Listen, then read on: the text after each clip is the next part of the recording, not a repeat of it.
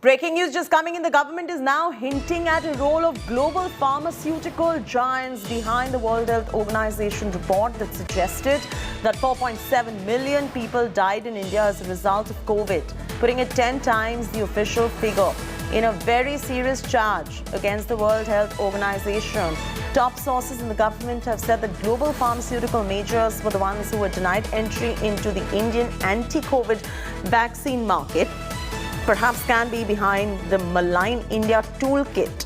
Sources said the report was mischievous, said that there was an attempt to release the report ahead of the crucial 5 state assembly elections. The opposition led by Rahul Gandhi attacked the government for underreporting the deaths in India. Centre had objected to the methodology adopted by the World Health Organization, calling it based on a faulty mathematical model. Rahul Srivastava is now joining us live. Rahul, very good morning and thanks for joining us. There are two things to it. One is the fact and the other one, of course, is, the entire backlash and the allegations, and there is always a grain of, getting political mileage out of situations like this. Which one is this? Is this a fact, what the sources are indicating? Chetri, see, the fact is that if one looks at the report, and that's what the government is saying, that the report quotes what is called the excess deaths and fatalities as far as COVID-19 is concerned in the period between January 2020 to this year.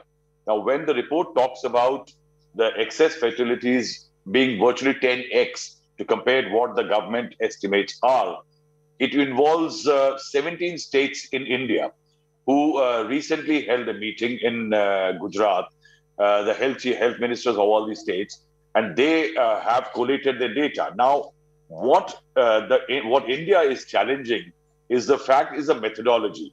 Now, India has been graded among the tier 2 countries in the world. There are two categories, tier 1 and tier 2.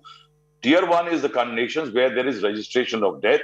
Tier 2 involves countries where there is no registration of deaths. Now, what India is contesting, that there is a mandatory registration of death since 1969 in India.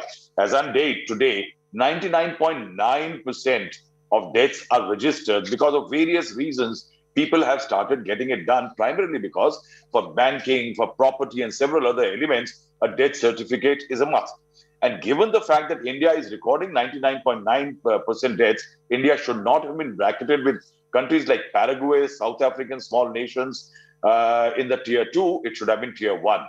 The second element is that the entire methodology being used for projecting India's deaths at 4.7 million, India says is faulty, and WHO never shared it with India.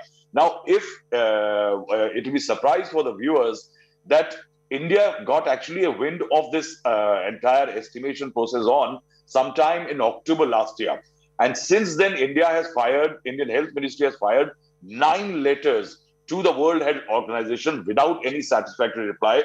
The meetings took place on the 17th of November last year, 20th December, 28th December, 11th January, 12th February, 2nd March, 14th March, 28th April, and 2nd May. In fact, on the 3rd of May, Government of India sent the entire data on death records created by the Registrar General of India to the World Health Organization. Still, the report reflected high number of deaths. What the government is saying, that there were attempts through virtual meetings, 5 of them since November, in which the government of India wanted all the mathematical projections and modulations to be sent to India. They were not shared.